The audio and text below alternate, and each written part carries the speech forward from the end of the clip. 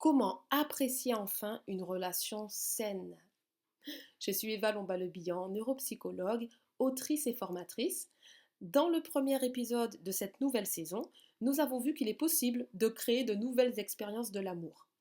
Aujourd'hui, j'aimerais t'amener un peu plus loin. J'aimerais te parler d'une réalité qui surprend souvent les personnes que j'accompagne.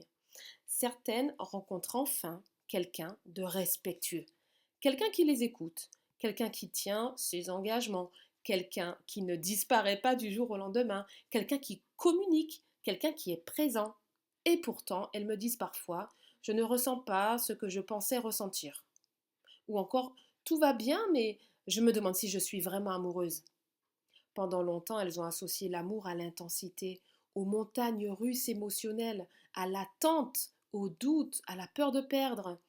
Alors, lorsque la relation devient simplement paisible, quelque chose en elle est dérouté, comme si le calme était devenu inhabituel.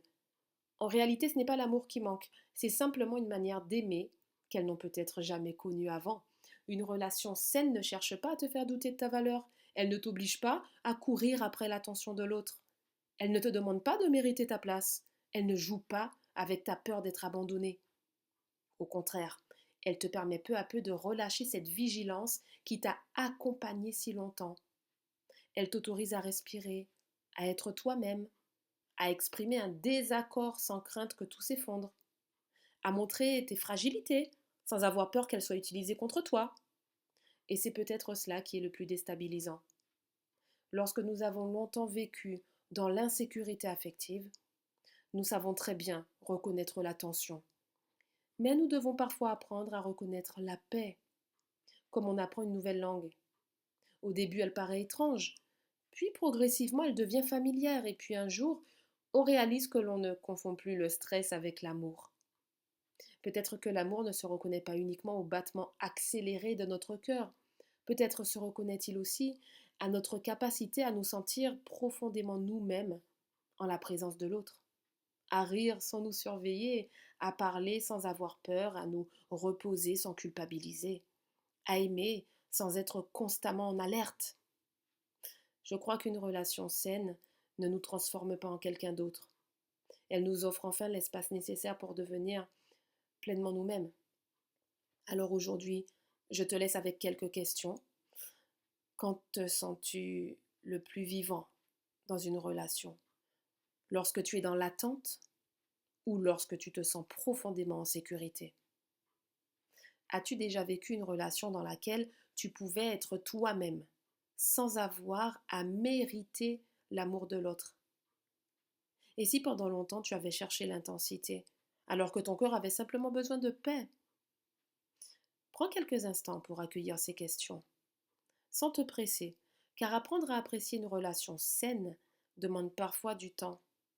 Non pas parce qu'elle manque d'amour, mais parce qu'en fait elle nous invite à découvrir une manière d'aimer que nous n'avions jamais eu l'occasion d'expérimenter.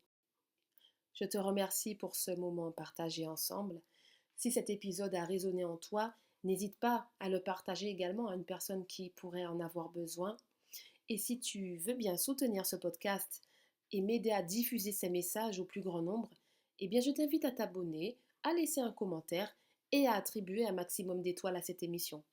Ça fera une réelle différence et ça permettra à ce podcast de toucher davantage de personnes en quête de compréhension, de guérison et de transformation.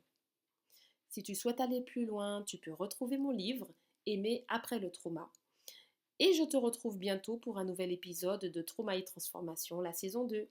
D'ici là, prends soin de toi, prends soin de ton cœur et souviens-toi que le véritable amour ne demande pas de devenir quelqu'un d'autre pour être aimé. Il t'offre peu à peu la liberté d'être pleinement toi. L'amour conscient ne cherche pas l'intensité à tout prix. Il construit jour après jour un espace où chacun peut grandir en sécurité. À très bientôt.